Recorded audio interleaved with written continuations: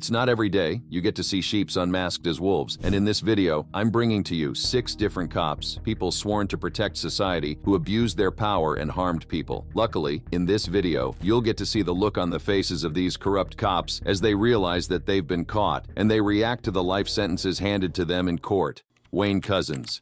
Let's explore the details of Couzens' crimes and the subsequent court proceedings that led to his sentencing. From the kidnapping and rape of 33-year-old Sarah Everard to the shocking discovery of her remains, this case has left a lasting impact on society. And to truly understand the shocking crimes committed by Wayne Couzens, it is essential to delve into the backgrounds of both him and his victim, Sarah Everard. Their lives, occupations, and the events leading up to the crime provide crucial context to this tragic story. Sarah Everard, born in Surrey in June 1987, had a promising future ahead of her. At the time of her untimely death, Sarah resided in the Brixton Hill area where she had built a life for herself. She worked as a marketing executive for a digital media agency. On the other side of this tragic story stands Wayne Couzens, a police constable and firearms officer serving with the Metropolitan Police. In February 2020, Couzens was assigned to the Parliamentary and Diplomatic Protection (PADP) branch of the Met. This division was responsible for the uniformed protection of government and diplomatic premises, a role that demanded the utmost professionalism and integrity. However, it would later be revealed that Couzens had not undergone enhanced vetting during his recruitment process, nor had he completed the mandatory 2-year probation period with the Met before joining the PADP. The events leading up to the heinous crime began to unfold on the evening of March 3, 2021. Sarah Everard, after spending time with a friend near Clapham Common, embarked on her journey home to the Brixton Hill area. Little did she know that her path would intersect with that of Wayne Couzens, forever altering the course of her life. On February 28, 2021, just days before the fateful encounter, Couzens booked a white Vauxhall car from a vehicle hire company in Dover. Little did anyone know the sinister intentions that lay behind this seemingly innocuous act. On March 3rd at 7 o'clock GMT, Couzens completed a 12-hour shift at the U.S. Embassy in London before embarking on a journey that would forever change the lives of those involved. He traveled to Kent to collect the hire car and then made his way back to London, where his movements were recorded in Earl's Court and on Battersea Bridge. Meanwhile, at around 9 p.m., Sarah Everard left a friend's house on Leithwaite Road near Clapham Junction, making her way home to Brixton Hill. She spoke to her boyfriend on her phone, discussing plans for the next day, unaware of the danger lurking in the shadows. At 9:28 p.m., Sarah was captured on doorbell camera footage on Pointers Road, and just 4 minutes later, her image appeared on the dash cam of a passing police car. It was at 9:34 p.m. that Couzens, who had parked the Vauxhall on the pavement outside Pointers Court, intercepted Sarah. He showed her his police warrant card, falsely claiming to be arresting her for breaching COVID guidelines. Handcuffing her against her will, he began the horrifying journey that would lead to her demise. Bus CCTV footage captured the moments when Couzens and Sarah entered the car, a chilling sight that would later serve as crucial evidence in the investigation. The route of the car was retrospectively tracked using CCTV and ANPR, revealing their journey to Kent. By 11:43 p.m., Couzens and Sarah had arrived in Dover, where they transferred to Couzens' personal seat car. It was during the early hours of March 4th, between 11:53 p.m. and 12:57 a.m., that Couzens' mobile phone connected to cell sites in the area of Sibertswold. It is believed that this is when he subjected Sarah to a horrifying act of rape. At 2:34 a.m., Couzens purchased drinks from a Dover petrol station, a chilling reminder of the normalcy he maintained amidst the darkness that surrounded him. By this time, it is believed that he had already strangled Sarah using his police duty belt, extinguishing the light of her promising life. Couzens then drove to Hodes Wood near Ashford, where his car was captured on CCTV between 3:22 a.m. and 6:32 a.m. It was in this desolate location that he burned Sarah's body inside a refrigerator. Days later, on March 7th, Couzens returned to Hodes Wood, armed with 2 large builder's bags purchased from B&Q. One of these bags would become the vessel for disposing of Sarah's remains in a nearby pond, forever concealing the evidence of his monstrous actions. The grim discovery came on March 10th, when police searching Hodes Wood found human remains in a large builder's bag, approximately 100 meters from a plot of land owned by Couzens. The investigation led authorities to search the site of a former body repair garage previously owned by Couzens' family at the top of the White Cliffs in Dover. On March 9, 2021, Couzens was arrested in Deal, Kent, initially on suspicion of Sarah Everard's kidnapping and later on suspicion of her murder. The arrest sent shockwaves through the community as the full extent of the crimes began to unravel. In the wake of Sarah's tragic death, vigils were held on the evening of March 13th to remember her and raise awareness about violence against women. As the case progressed, Wayne Couzens made a series of shocking admissions. On June 8, 2021, he pleaded guilty to Sarah Everard's kidnapping and rape, acknowledging his direct involvement in these abhorrent acts. Furthermore, on July 9th, he pleaded guilty to her murder, accepting full responsibility for the tragic loss of her life. The guilty pleas brought a sense of closure to the legal proceedings, sparing Sarah's loved ones the anguish of a prolonged trial. It also allowed the court to focus on the sentencing phase, where the severity of the crimes would be taken into account. On September 30th, 2021, the day of reckoning arrived as Wayne Couzens faced his final sentencing. The court recognized the gravity of his actions and the devastating impact they had on Sarah's family and the wider community. Couzens was sentenced to life imprisonment with a whole life order, ensuring that he would spend the rest of his days behind bars without the possibility of parole. Nouman Raja.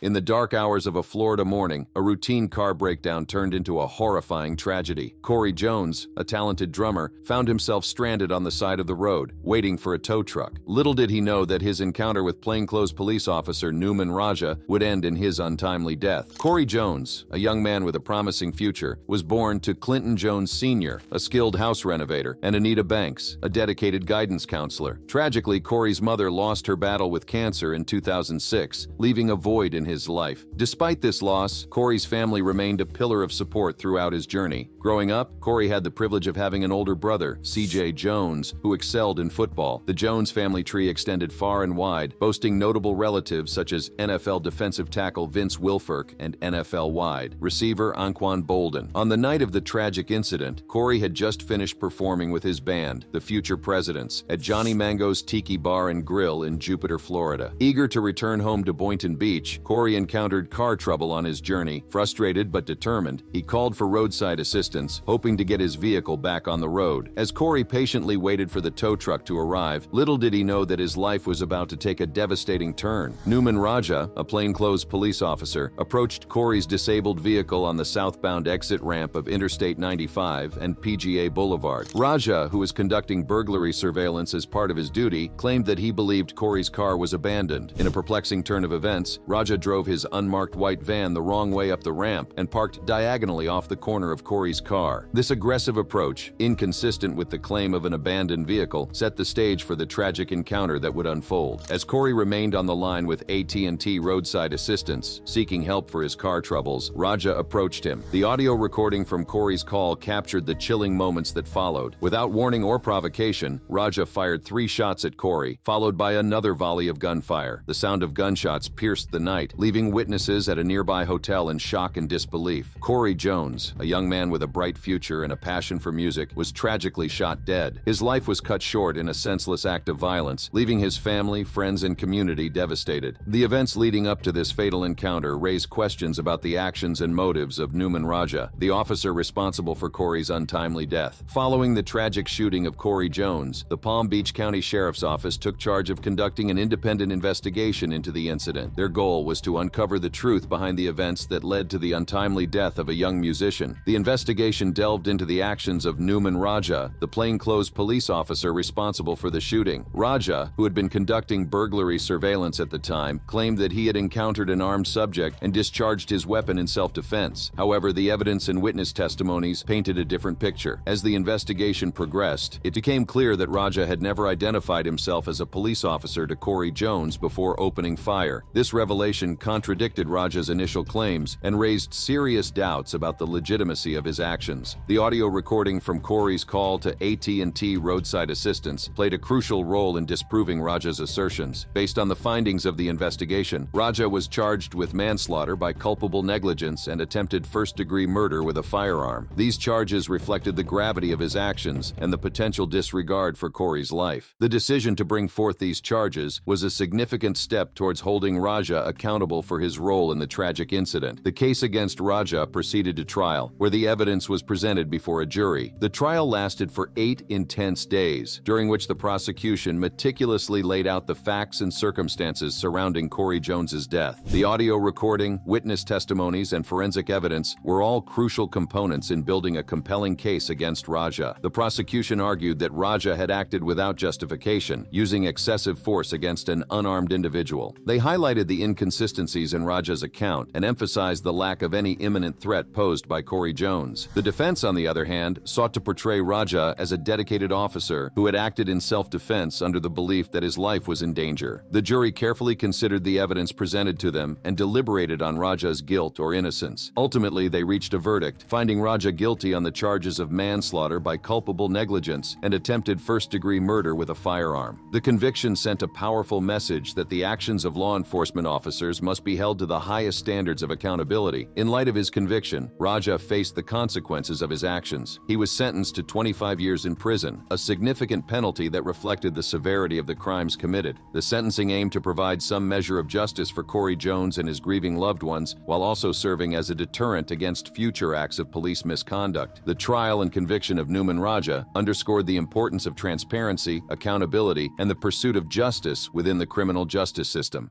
Michael Daughtreau. Now let's delve into the dark and twisted crimes committed by former Edison police officer Michael Daughtreau. Brace yourselves as we uncover the shocking details of his reign of terror that spanned over a period of 5 years. It all began on that fateful night of May 23, 2013, in the peaceful town of Edison, New Jersey. While most families were sound asleep, tragedy struck the home of Captain Mark Anderko, a respected police officer. Daughtreau, driven by a sinister motive, set fire to the Anderko residence, with the captain and his family inside. The flames engulfed the house, forcing the Anderko family to flee for their lives. Miraculously, no one was injured, but the emotional scars would forever haunt them. Daughtreau's actions that night were just the tip of the iceberg. He showed no remorse for his heinous act, offering no apology to the Anderko family, but his crimes extended far beyond arson. Daughtreau engaged in a web of corruption, tampering with witnesses and manipulating others to protect himself. One of the most shocking aspects of Daughtreau's crimes was his involvement in official misconduct. He abused his position as a police officer to check police records and notify his wife of reports related to a tire-slashing incident involving a woman he was allegedly involved with. Daughtreau's actions were a blatant disregard for the law he had sworn to uphold. But the depths of Daughtreau's depravity did not end there. He was also accused of purchasing marijuana for his wife while in uniform, as well as facing weapons charges. Shockingly, marijuana was allegedly found in his police duty bag, further tarnishing the badge he once wore with pride. Daughtreau's crimes were not isolated incidents. They were part of a pattern of vengeance and calculated destruction. He sought retaliation against a North Brunswick police officer who had ticketed another individual for drunk driving. Daughtreau's thirst for revenge knew no bounds, and he enlisted the help of 4 other former Edison police officers in a chilling plot to carry out his sinister plan. The court proceedings were nothing short of shocking. Daughtreau, accompanied by his attorney Robert Norton, stood before the judge to face the consequences of his heinous actions. The weight of his crimes was undeniable, and the plea agreement negotiated with Assistant Prosecutor Curley reflected the severity of his offenses. Daughtreau pleaded guilty to a range of charges, including attempted murder, arson, official misconduct, and more. The plea agreement resulted in a sentence of 20 years in state prison, a punishment befitting the magnitude of his crimes. The judge, Jimenez, ordered Daughtreau to have no contact with the Anderko family and another victim, ensuring their safety and peace of mind. Inside the courtroom, emotions ran high. Alicia Daughtreau, Michael's wife, couldn't contain her anguish as she shouted, "You're a monster! You're a manipulative monster!" Her outburst echoed the pain and manipulation she had endured behind closed doors for 3 long years. It was a stark reminder of the devastating impact Daughtreau's actions had on those closest to him. While Alicia sought closure and a chance to start anew, Michael Daughtreau's attorney, Robert Norton, expressed mixed feelings about the plea bargain. He acknowledged that it wasn't the ideal outcome but accepted the resolution. Daughtreau's parents and brothers, unable to bear the pain, chose not to attend the sentencing, a testament to the shattered family bonds caused by his actions. The sentencing marked the end of a long and arduous legal battle, but the scars left by Daughtreau's crimes would forever remain. The judge, Jimenez, delivered a scathing assessment of Daughtreau's character, highlighting his 14 documented contacts with the criminal justice system before becoming a police officer. Daughtreau's disregard for the law, even while wearing the badge, was a nightmarish storyline that defied rehabilitation. Assistant Prosecutor Curley echoed the judge's sentiments, describing Daughtreau's case as one of the most shocking the state had seen in years. Prosecutor Brian Carey, determined to restore faith in the justice system, took swift action. He worked tirelessly to rebuild the trust between the community and the Edison Police Department. Safeguards were put in place, ensuring that the mistakes of the past would not be repeated. Carey's efforts were not in vain. The Edison Police Department underwent underwent a profound transformation, emerging as a more professional and accountable force. Under the weight of high-profile incidents of police misconduct, the department had to confront its demons and make significant changes. Carey's collaboration with the prosecutor's office and the Edison police led to the identification and removal of other officers connected to Datro's offenses. Daniel Holtzclaw. In the dark underbelly of the Oklahoma City Police Department, a former officer named Daniel Holtzclaw committed unspeakable crimes that shocked everyone. Convicted in December 2015, Holtzclaw was found guilty of multiple counts of rape, sexual battery, forcible oral sodomy, and other sexual charges. His victims, predominantly African-American women, were deliberately targeted due to their vulnerable circumstances. As Holtzclaw donned his police uniform and patrolled the streets of Oklahoma City, he began to abuse his position of authority in the most horrifying way imaginable. Over the course of 7 months, from December 2013 to June 2014, Holtzclaw embarked on a spree of sexual assaults, targeting vulnerable African-American women, particularly those from poorer neighborhoods. His modus operandi was chillingly calculated. Holtzclaw would run background checks on women with outstanding warrants or criminal records, using this information as leverage to coerce them into sexual acts. This abuse of power allowed him to exploit the vulnerability of his victims, leaving them traumatized and silenced. The offenses committed by Holtzclaw were not isolated incidents, but rather a pattern of predatory behavior. He methodically selected his victims, preying on those who were already marginalized and less likely to be believed or supported. This deliberate targeting of African-American women with criminal histories would later become a crucial aspect of the prosecution's argument during the court proceedings. The offense that triggered Holtzclaw's arrest occurred in the early hours of June 18, 2014. Having already completed his shift on the northeast side of Oklahoma City, Holtzclaw was driving to his residence in his assigned police vehicle. It was during this time that he made a traffic stop without reporting to police dispatch, running a records check on the driver, or revealing that he had logged off his patrol car computer. The driver in question was Jannie Ligons, a 57-year-old woman who happened to be passing through the impoverished area that Holtzclaw had been targeting. What transpired during this traffic stop was nothing short of horrifying. Holtzclaw, abusing his position of authority, coerced Ligons into performing oral sex on him, leaving her traumatized and fearing for her life. Ligons, displaying immense courage, promptly filed a police report, setting in motion a chain of events that would expose Holtzclaw's true nature. When Holtzclaw reported to the OKC PD Spring Lake Division Station the following afternoon for his daily shift, he was pulled aside by detectives Kim Davis and Rocky Gregory. They drove him to the department's sex crimes unit, where he would undergo questioning regarding the incident involving Ligons. After being Mirandized, Holtzclaw found himself in a 2-hour interrogation, during which he vehemently denied all accusations of misconduct. Throughout the interrogation, the detectives presented evidence that contradicted Holtzclaw's claims of innocence. They also referenced statements made by Carey Hunt, Holtzclaw's 25-year-old cohabiting girlfriend, which contradicted his version of events. The mounting evidence and inconsistencies in his story led the detectives to believe that Holtzclaw was being untruthful. At the conclusion of the interrogation, Holtzclaw was released, but not without consequences. His commission and entry cards, uniform shirt and pants, badges, firearms, handgun and shotgun, radio and keys to his assigned police vehicle were seized. He was placed on indefinite paid administrative leave, pending further investigation into the allegations against him. As the investigation progressed, a dozen additional complainants came forward, each with their own harrowing stories of abuse at the hands of Holtzclaw. The prosecution meticulously gathered evidence and testimonies, building a compelling case against the former police officer.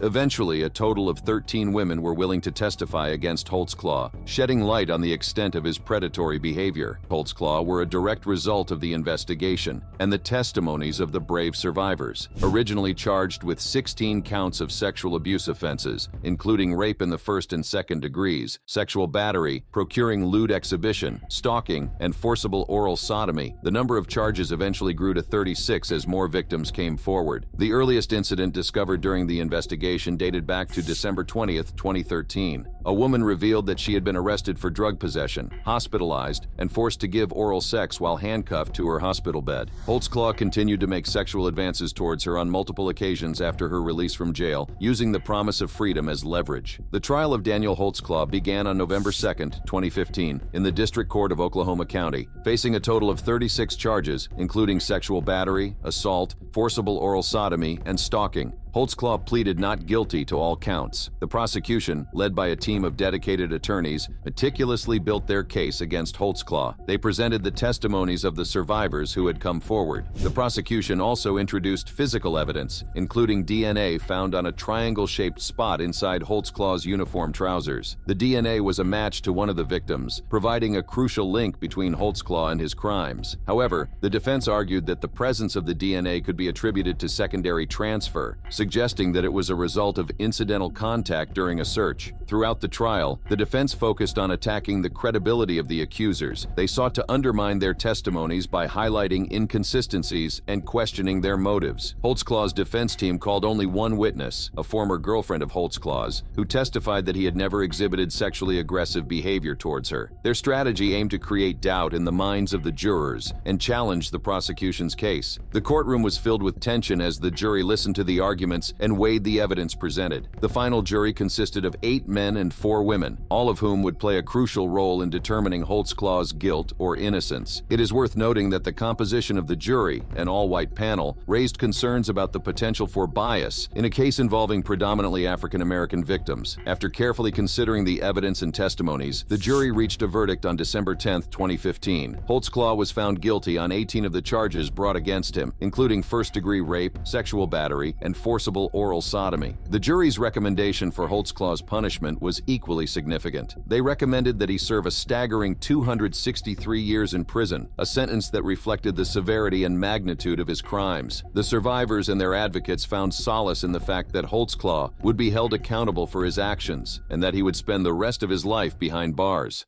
Zachary Wester. In the quiet town of Jackson County, Florida, a sinister figure lurked within the ranks of law enforcement. Zachary Wester, a former deputy, would soon become the center of a scandal that would rock the community to its core.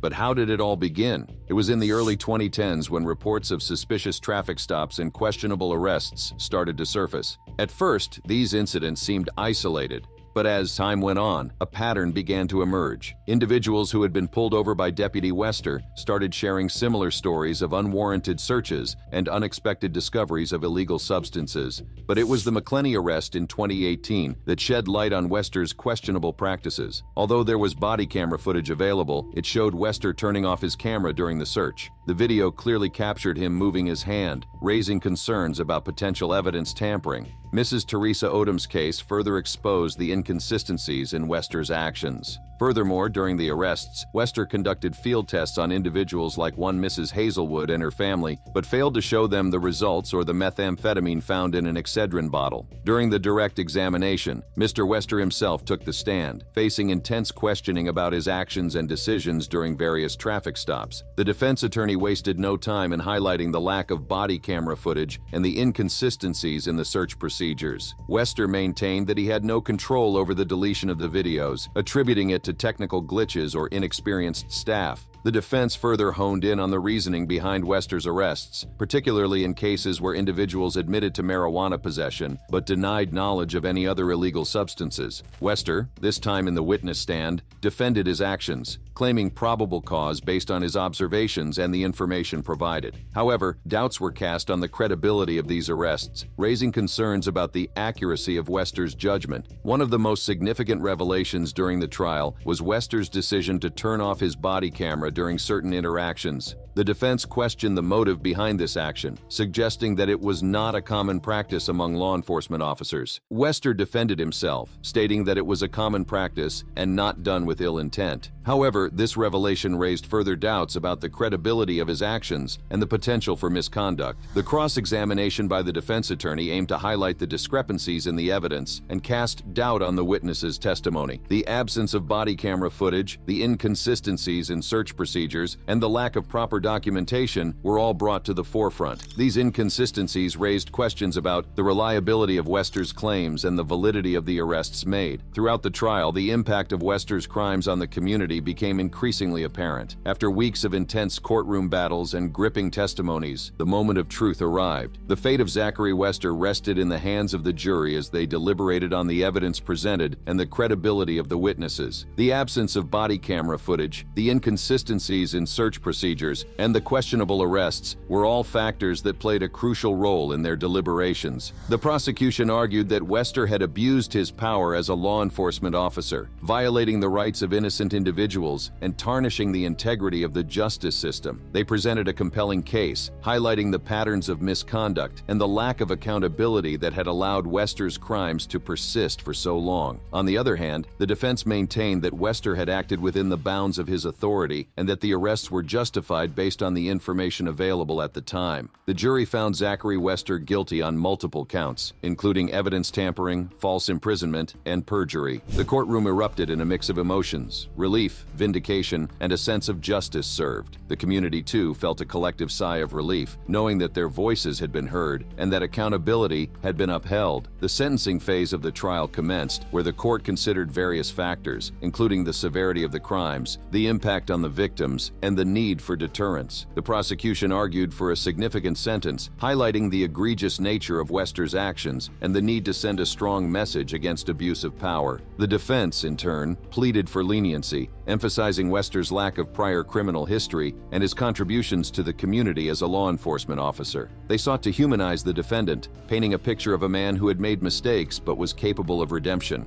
After careful consideration, the court handed down its sentence. Zachary Wester was to serve 12.5 years in prison. David Carrick.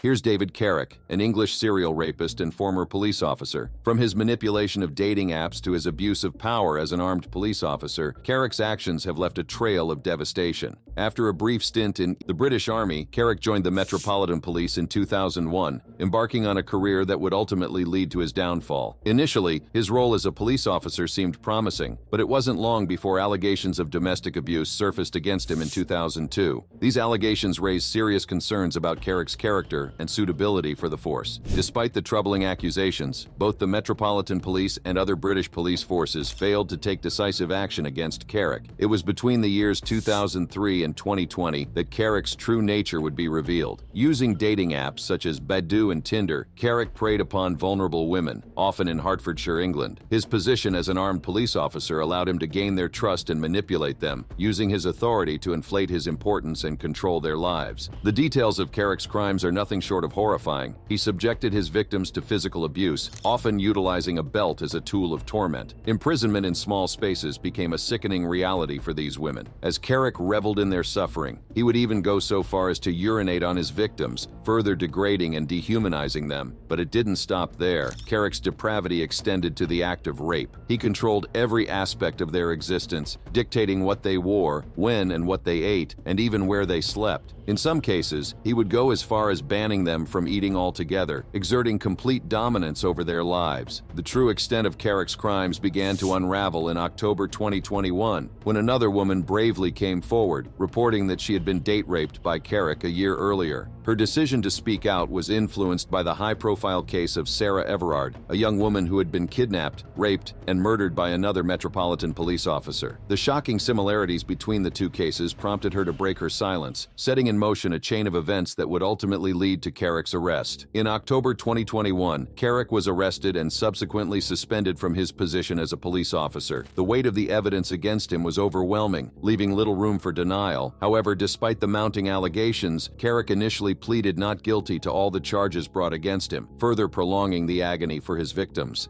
As of May 2022, Carrick was being held on remand at HM Prison Belmarsh in southeast London, awaiting his day in court. The anticipation and anxiety surrounding his trial were palpable, as the public and the victims sought justice for the unspeakable crimes committed by this former police officer. In December 2022, at the Old Bailey Criminal Court in central London, Carrick's true nature was laid bare for all to see. He pleaded guilty to a staggering 49 charges, including 24 counts of rape. These charges were related to 12 female victims who had endured unimaginable suffering at his hands. Everyone was filled with a mix of shock, anger, and disbelief as the full extent of Carrick's depravity was revealed. Sadiq Khan, the mayor of London, London, expressed his absolute disgust and appallment at the heinous crimes committed by Carrick. He stated, "I am absolutely sickened and appalled by the actions of David Carrick. The survivors have shown immense bravery in coming forward, and my thoughts are with them during this difficult time." Crown Prosecution Service Chief Prosecutor Jaswant Narwal, with 34 years of experience, was quoted saying, "The scale of the degradation Carrick subjected his victims to is unlike anything I have encountered in my career with the Crown Prosecution Service. The guilty plea is a testament to the strength and resilience of the survivors, who have shown immense courage throughout this process." The sentencing hearing for David Carrick began on February 6, 2023, at Southwark Crown Court, marking a pivotal moment in the pursuit of justice for his victims. The courtroom was filled with tension and emotion as the survivors faced their abuser once again, hoping for a sentence that would reflect the severity of his crimes. On February 7, 2023, the sentencing was delivered, and the gravity of Carrick's actions was acknowledged. He received 36 life sentences with a minimum term of 30 years, plus 239 days. This meant that he would have to serve that long in prison before becoming eligible for parole, which would be on May 2, 2052. The Attorney General's office announced on February 8, 2023, that they would be reviewing the sentence under the unduly lenient sentence scheme. Before being jailed, Carrick resided in Stevenage, Hertfordshire. While being held on remand, he reportedly attempted suicide, a stark reminder of the weight of his crimes and the impact they had on his own psyche. On March 3, 2023, the Solicitor General for England and Wales, Michael Tomlinson KC, made a statement regarding the review of Carrick's sentence. He expressed satisfaction with the sentencing judge's careful consideration of the case, stating that she had given detailed and thoughtful attention to all the features of the case. Tomlinson concluded that the sentencing would not be sent to the Court of Appeal for review, solidifying the belief that justice had been served. These stories of wolves in sheep clothing will have left you stunned, maybe even scared. But what you'll find in this next video on your screen will have your jaw on the floor. Click on this video and I'll see you there.